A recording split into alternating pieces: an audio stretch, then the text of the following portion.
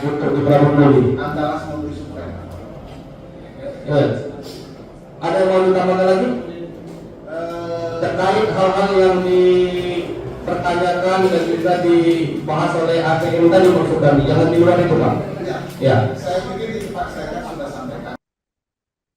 Beroperasional di kota Prabu Mulih, Provinsi Sumatera Selatan, ternyata PT Andalas Multi Supply atau AMS yang merupakan subkon PT Pertamina IP Hulu Rokan Zona 4 Limaufield tidak memiliki kontribusi untuk kota Prabu Mulih. Hal itu diketahui setelah Komisi 2 DPRD Prabu Mulih melakukan rapat dengar pendapat bersama belasan anggota LSM Aliansi Prabu Mulih menggugat PT Andalas Multi Supply di Snaker Prabu Mulih dan perwakilan PHR Zona 4 Limaufield pada Selasa 27 Januari. Rapat dipimpin Ketua Komisi 2 DPRD Prabu Mulih, Ferry Alwi SH, didampingi para anggota Suherli Berlian, Welizar, Vena Haryati, dan Davina Marsyah Tahira. Untuk selengkapnya pemirsa, kami telah terhubung dengan jurnalis Tribun Sumsel. Rekan Edison, silakan laporan Anda.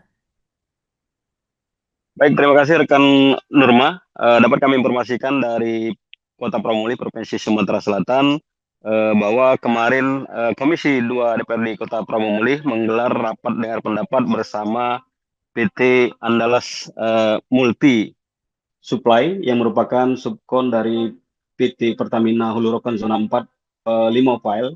Ini bergerak di bidang migas, pengeboran minyak dan gas.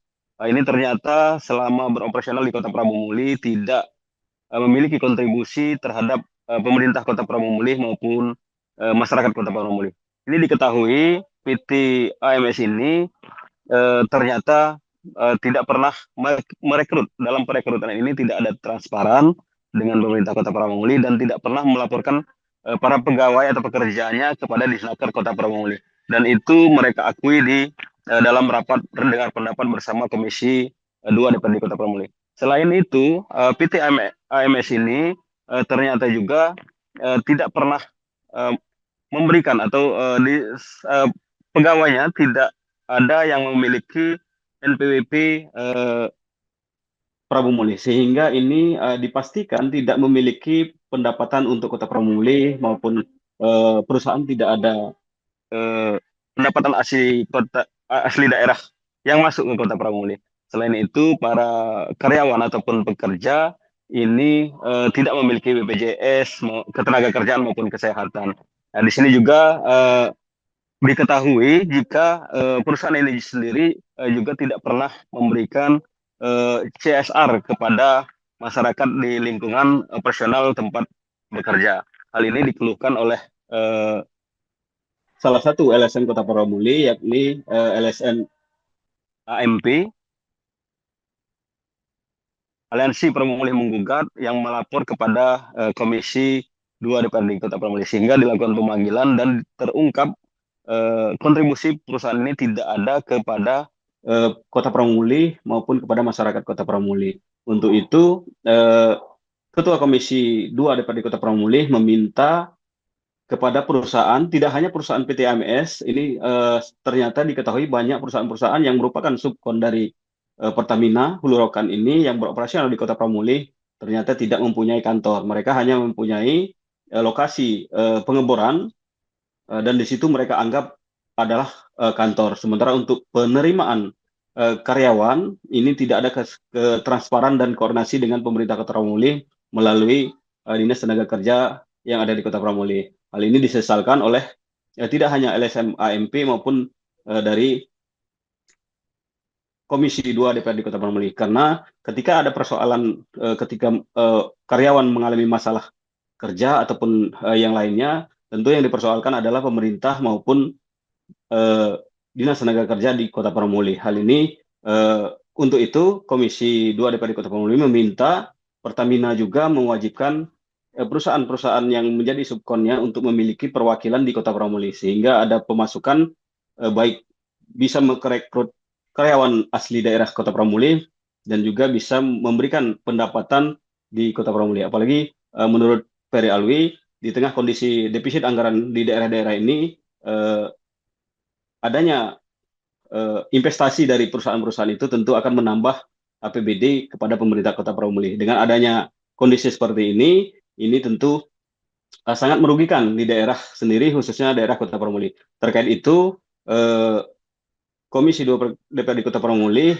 agar segera merealisasikan mendirikan kantor perwakilan di Kota Pramuka dan merekrut tenaga kerja Kota Pramuka. Ketika ini tidak dipenuhi, maka akan terus diawasi oleh pemerintah maupun Komisi 2 DPRD Kota Pramuka. Sementara dari pihak perusahaan AMS sendiri yang kemarin diwakili oleh project manager, ini Bapak Didi menyebutkan bahwa apa yang diminta telah dipenuhi. Cuman pihak perusahaan tidak merinci secara jelas berapa banyak pegawai maupun pendapatan yang diberikan kepada Pramuka. Namun pegawai lainnya juga Didi menjelaskan bahwa mereka mengakui tidak memiliki kantor di Kota Pramuka, karyawan karena sering berpindah-pindah, jadi menggunakan karyawan yang direkrut dari pusat sehingga tidak mengambil dari daerah. Mungkin hanya itu yang dapat kami informasikan dari Kota Pramuka. Kembali ke Sutrio, rekan Nurma.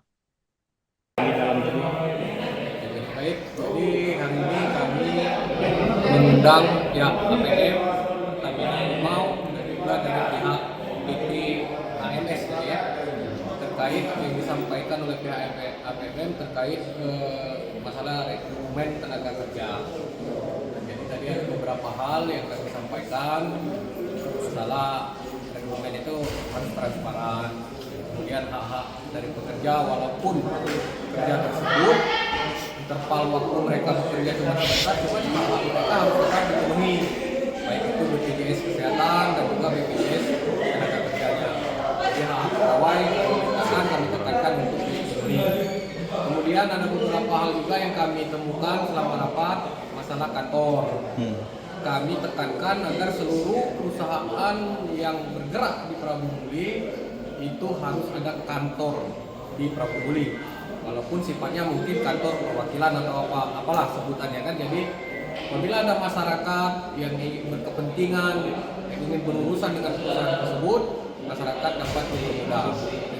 Kemudian masalah kontribusi dari perusahaan-perusahaan yang berinvestasi di Pramuka, kami tekankan harus ada kontribusi terkait dengan PAD Kota Pramuka.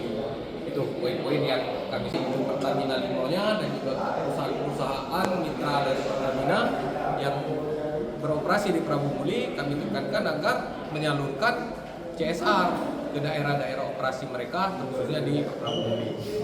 Jadi semua pembahasan tadi tertuang dalam nota kesepakatan atau tertuang dalam nota kesepakatan dan sudah ditandatangani oleh seluruh peserta rapat, baik dari Pertamina, dari PTMS, dari pihak APM dan juga dari DPRD. Ada batas waktu bagi mereka untuk memenuhi apa yang menjadi saran dari kita tadi? Kami berharap agar secepatnya untuk ditindaklanjuti apa-apa yang sudah kita sepakati di surat hasil kesepakatan rapat tadi.